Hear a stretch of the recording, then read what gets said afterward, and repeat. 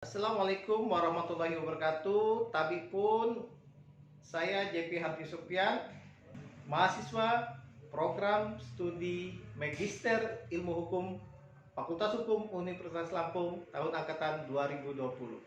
Dalam hal ini akan menyampaikan presentasi dari tugas Hukum Internasional Publik dengan tema tugas dan fungsi diplomatik sebuah negara. Mari kita masuk ke materi. Sebelum kita membahas tugas dan fungsi dari diplomatik, kita harus tahu dulu apa itu perwakilan diplomatik. Perwakilan diplomatik adalah lembaga kenegaraan di luar negeri yang bertugas dalam membina hubungan politik dengan negara lain. Yang mana tugas dan wewenang ini dilakukan oleh perangkat diplomatik, yaitu duta besar, kuasa usaha, dan atase. Persyaratan yang harus dipenuhi dalam pembukaan atau pertukaran perwakilan diplomat dalam sebuah negara. Harus adanya dulu kesepahaman atau kesepakatan antara kedua belah pihak yang akan mengadakan pembukaan atau pertukaran diplomatik. Jadi harus adanya kesepakatan, perjanjian atau kesepakatan sehingga bisa mengadakan perwakilan diplomatik. Kesepakatan tersebut berdasarkan pasal 2 Konvensi Wina tahun 1961, dituangkan dalam bentuk persetujuan bersama atau joint agreement dan komunikasi bersama atau joint declaration. Adanya syarat prinsip-prinsip hukum internasional yang berlaku, yakni setiap negara dapat melakukan hubungan atau pertukaran perwakilan diplomatik berdasarkan prinsip-prinsip hubungan yang berlaku dan prinsip timbal balik atau resiprositas. Selanjutnya kita masuk ke poin inti dari presentasi kali ini. Kepada rekan-rekan mahasiswa, saya menyampaikan tugas perwakilan diplomatik yang saya ambil. Mohon izin kepada Pak dosen dan rekan-rekan mahasiswa, saya mengutip dari menurut Wirjono Projodikoro, Sarjana Hukum. Tugas yang pertama yakni representasi, yang kedua negosiasi, yang ketiga observasi, yang keempat proteksi, dan kelima atau terakhir relationship.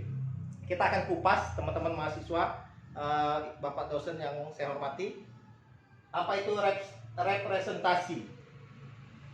Artinya seorang wakil diplomatik tidak hanya bertindak dalam kesempatan seremonial saja.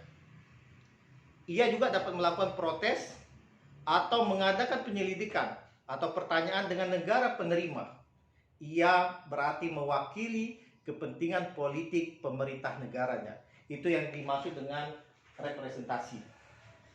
Yang kedua, negosiasi. Negosiasi merupakan sebuah bentuk hubungan antar negara berupa perundingan atau pembicaraan, baik dengan negara tempat ia diakreditasi maupun negara-negara lainnya.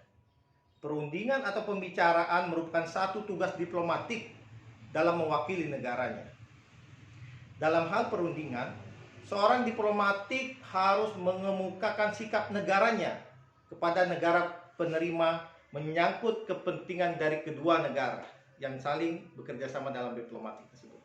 Selain itu, ia menyangkut juga sikap yang diambil oleh negaranya mengenai perkembangan internasional. Jadi fungsinya negosiasi seorang diplomatik. Yang ketiga, observasi. Yang dimaksud dengan observasi yaitu untuk menelaah dengan sangat teliti setiap kejadian atau peristiwa yang terjadi di negara penerima yang mungkin dapat mempengaruhi kepentingan negaranya. Selanjutnya, jika itu dianggap sangat penting, maka pejabat diplomatik mengirimkan laporan kepada pemerintahnya. Itu yang namanya fungsi observasi. Selanjutnya, fungsi tugasnya yakni proteksi. Apa itu proteksi?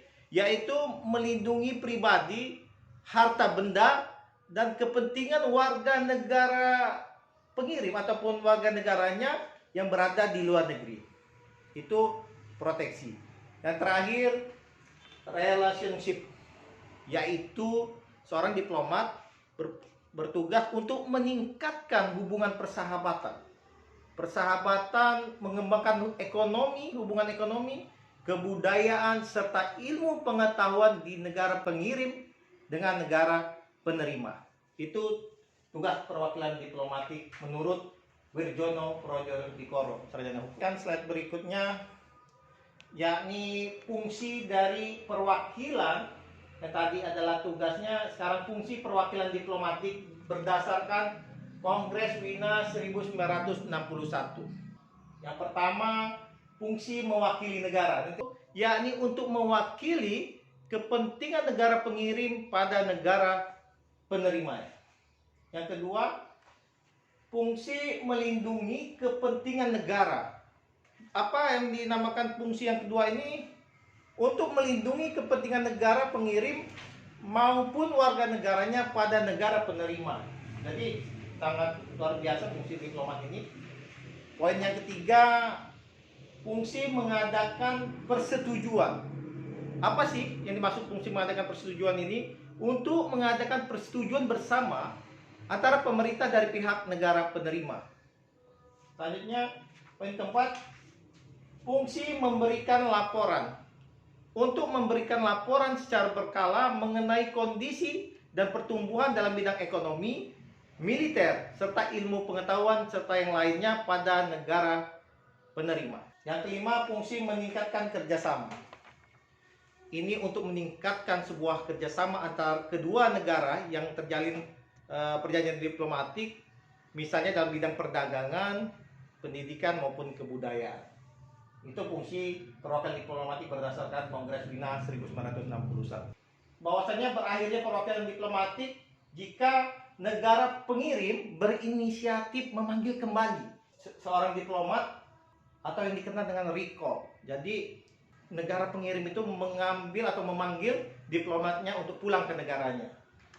Yang kedua, berakhirnya yakni jika negara penerima meminta kepada negara pengirim bahwasanya pejabat diplomatiknya untuk meninggalkan negaranya karena pejabat tersebut dinyatakan persona non grata. Apa itu? Orang yang tidak disukai oleh negara penerimanya. Peristiwa ini dalam dunia diplomatik disebut mengembalikan paspor. Yang ketiga, jika tujuan perwakilan diplomatik itu sudah selesai. Pada rekan mahasiswa Magister Ilmu Hukum Fakultas Hukum Unila, juga Pak dosen yang saya hormati, mohon maaf atas segala kekurangan saya dalam presentasi ini. Lebih kurangnya saya mohon maaf. Saya akhiri. Wabillahi taufiq wal hidayah. Wassalamualaikum warahmatullahi wabarakatuh.